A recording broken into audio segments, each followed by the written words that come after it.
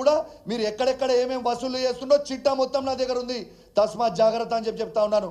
పేర్లతో సహా చెప్తా బయటికి. ఎవరెవరి దగ్గర డబ్బులు తీసుకుర్రో, ఎవరెవరిని బ్లాక్మెయిల్ చేస్తుర్రో, ఎవరెవరిని బెదిరిస్తుర్రో బరాబర్ చెప్తా. ఏసీపీ గారు నోటికి వచ్చినట్టు మీరు బజార్లో మాట్లాడుతూ ఉన్నారు. తస్మాత్ జాగ్రత్త అని హెచ్చరిస్తా ఉన్నాను ఏసీపీ గారు కూడా. ఇదేది శాశ్వతం అనుకోకుర్రి. రేపు మీ సంగతి ఏందో చూస్తాం. దళితుల మీద కేసులు ఎట్లా పెట్టిస్తారు, వాళ్ళ ఫోన్లు ఎట్లా సీజ్ చేయిస్తారు. ఇలా మేము అడిగితే ఇవ్వండి దళితుల మీద పెడుతున్న ఎఫ్ఐఆర్ కాపీలు. సురేష్ మీద, రాజేష్ మీద, నరేష్ మీద, రాకేష్ మీద, వీళ్ళ మీద కేసులు ఎఫ్ఐఆర్ కాపీలు పెడతా ఉన్నారు. వాళ్ళు అడిగితే దళిత బంధు ఇయ్యండి అయ్యా మీ దయా అని అడిగితే కేసులు బుక్ చేస్తారు పేద దళితుల మీద. ఒక్క ఎఫ్ఐఆర్ కాదు, రోజుకో ఎఫ్ఐఆర్. సీఎం గారు వస్తే కూడా ఓ ఎఫ్ఐఆర్ కాపీ మళ్ళీ ఇష్యూ చేస్తారు. వాళ్ళ మీద బెదిరిస్తారు, వాళ్ళని పిలుస్తారు, ఫోన్లు గుంజుకుంటారు. ఇది చాలా టూ మచ్ అయిపోతుందని చెప్పి నేను చెప్తా ఉన్నాను. మా మిత్రుడు మొన్న రాకేష్ గారు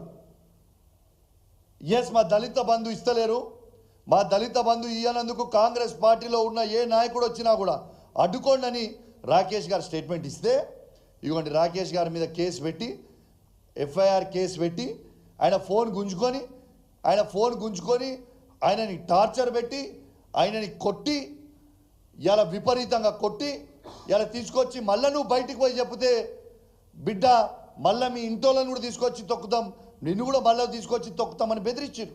ఇదానే వీళ్ళు చేసే పద్ధతి. ఏం మీ బెదిరింపులకి మీ తుపాకీ తూటలకి భయపడేటోళ్ళ మీద కాదు. మీరు పోలీసు వాళ్ళని అడ్డం పెట్టుకొని ఉద్యమాన్ని అంచేస్తాం అనుకుంటే మీ కళ.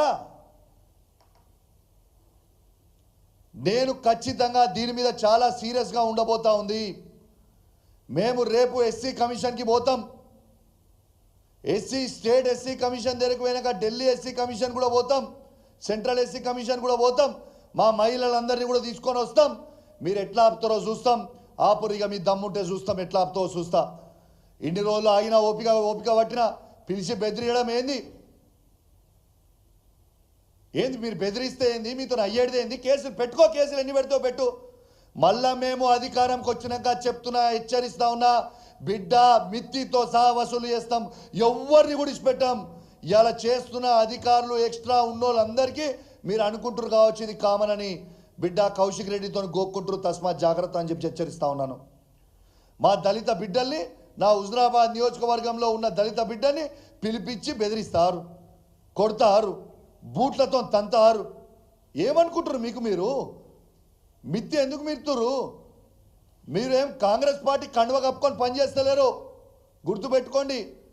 మీరు పని కాంగ్రెస్ పార్టీ జీతం ఇస్తలేదు, మీకు ప్రభుత్వం జీతం ఇస్తుంది.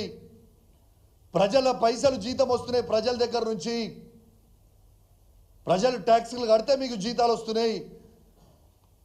నోటికి వచ్చినట్టు మాట్లాడడం, హుజురాబాద్ చౌరస్తాల నోటికి వచ్చినట్టు మాట్లాడడం, జమ్మికుంట చౌరస్తాల నోటికి వచ్చి మాట్లాడుతున్నాం. ప్రతి పోలీస్ ఆఫీసర్కి చెప్తా ఉన్నాను, మీ డేటా మొత్తం తీసిన నేను నా హుజురాబాద్ నియోజకవర్గంలో ఉన్న ప్రతి పోలీస్ ఆఫీసర్కి చెప్తా ఉన్నాను, మీరు ఏమనుకున్నా మంచిదే, మీ ప్రతి డేటా మీరు ఎవరి దగ్గర పైసలు వసూలు చేసిరో నేను చాలా త్వరలోనే మీ అందరి మీద కూడా ప్రెస్ మీట్ పెట్టబోతా ఉన్నాను. మీరు రాసి పెట్టుకోరు. ఎవరి దగ్గర పైసలు తీసుకుర్రో, ఎవరి దగ్గర డెలివరీలు ఎక్కడెక్కడ చేపిస్తుర్రో, ఏ పెట్రోల్ పంపులో చేయిస్తుర్రో, ఏ కిరాణా షాపులలో చేయిస్తుర్రో, ఎవరికి చేయిస్తుర్రో డైసలు తీసుకుని అన్నీ కూడా ప్రెస్ మీట్ పెట్టి చెప్తా. మీరు బెదిరించుడు కాదు, నోటు దగ్గర పెట్టుకోండి, ఒళ్ళు దగ్గర పెట్టుకోండి. మీరు ఇష్టం ఉన్నట్టు చేసి కేసులు పెడితే భయపడేటోడు ఎవరు లేడు అని కూడా నేను ప్రత్యేకంగా మా హుజురాబాద్ నియోజకవర్గంలో ఉన్న ఏసీపీ గారిని మాత్రం హెచ్చరిస్తా ఉన్నాను, ఇతర పోలీస్ ఆఫీసర్లను కూడా హెచ్చరిస్తా ఉన్నాను.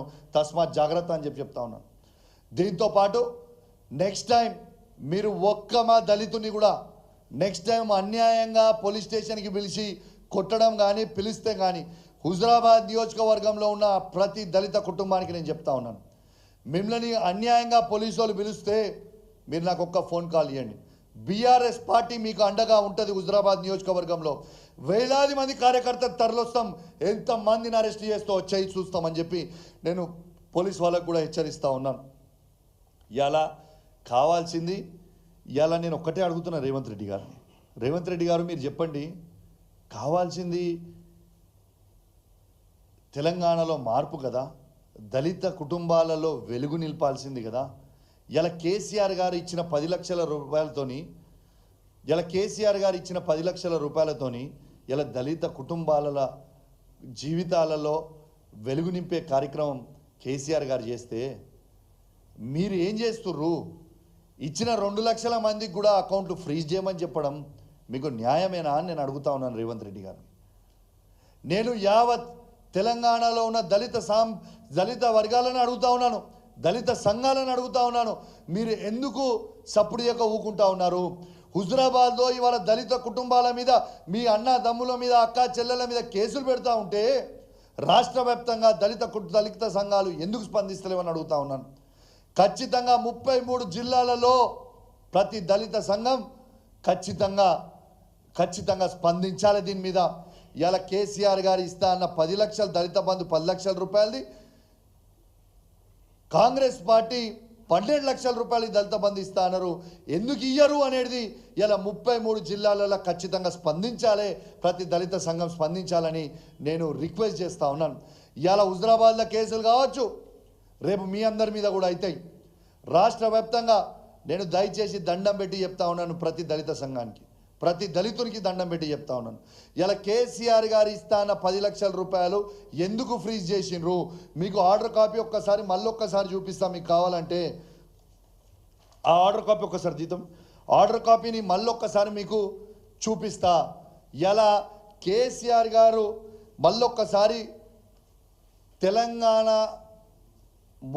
తెలంగాణ ఉమ్మడి 10 జిల్లాలలో, కొత్త 33 జిల్లాలలో ప్రతి దళితుని ఆలోచించమని కోరుతా ఉన్నాను. కేసీఆర్ గారు 10 లక్షల రూపాయల దళిత బంధు మీకు ఇస్తే ఆ అకౌంట్లు ఫ్రీజ్ చేయమని చెప్పి ఇలా రేవంత్ రెడ్డి గారి ప్రభుత్వం మీరు ఫ్రీజ్ చేయమని చెప్పి ఇలా ఎస్సీ కార్పొరేషన్ ఎండి కరుణాకర్ గారితో 33 జిల్లాలకు ఆర్డర్ ఇప్పించిండ్రు. దీన్ని మీరు ప్రశ్నించాలా వద్దా ఒక్కసారి మీరు ఆలోచన చేయండి. ఇలా కేసీఆర్ గారు ఇస్తున్న 10 లక్షలు కాకుండా 12 లక్షలు కూడా ఎందుకు ఇస్తలేదు దళిత బంధు అనేది ప్రశ్నించాల్సిన సమయం తోడైంది. ఇది ఖచ్చితంగా మీరు అందరూ కూడా ప్రశ్నించాల్సిన అవసరం ఉన్నదని ఇలా ప్రతి దళితుని నేను అడుగుతా ఉన్నాను. ఇలా ఒక్కసారి ఆలోచన చేయండి, ఒక్కసారి మీరు ఆలోచన చేయండి. ప్రకాష్ అంబేద్కర్ గారు చేయండి. ఇలా మీరు ఒక్కసారి మీరు కేసీఆర్ గారు ఇలా వాళ్ళ డిఫరెన్స్ చూడండి, మీరు డిఫరెన్స్ చూడండి. ఇలా ఇది చూడొచ్చు, కేసీఆర్ గారి ప్రభుత్వంలో దళిత కుటుంబాలలో వెలుగు నింపిన ఫోటో, ఇలా రేవంత్ రెడ్డి గారి ప్రభుత్వంలో దళితులకి మొత్తము చీకటి రోజులు నింపిన ఇవి అనేది మీరు గుర్తుపెట్టుకోవాలి.